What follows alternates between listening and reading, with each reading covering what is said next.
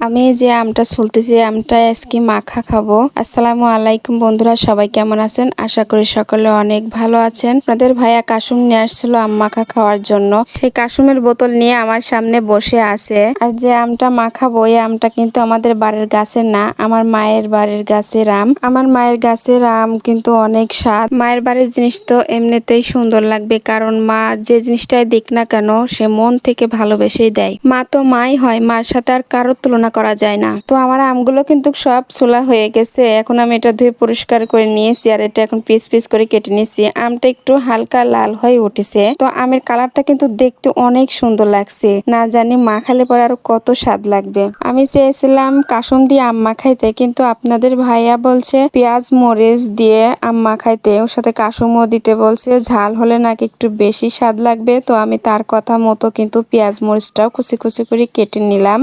এখন আমি নুন দিয়ে সাথে সরিষার তেল দিয়ে এটা চেটকায় নিব। তারপরে কাসুম দিয়ে এটা সুন্দর করে মাখাবো। আমাদের মতো আম মাখানো কারা খেয়েছেন অবশ্যই কিন্তু কমেন্ট করে বলবেন। এখন আমি কাসুমটা ঢেলে দিলাম। আর হচ্ছে কি আপনাদের ভাইয়া বলতেছে যে কাসুম কম হয়ে গেছে, আবার দিয়ে দিলাম সেজন্য। তো আমার আম মাখানো কিন্তু হয়ে গেল।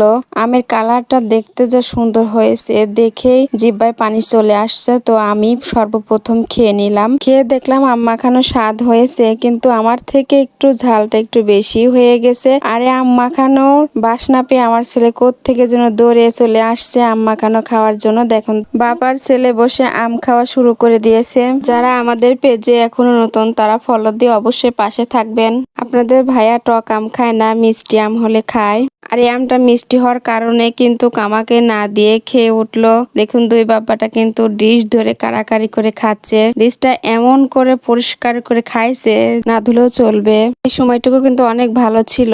আল্লাহ হাফেজ।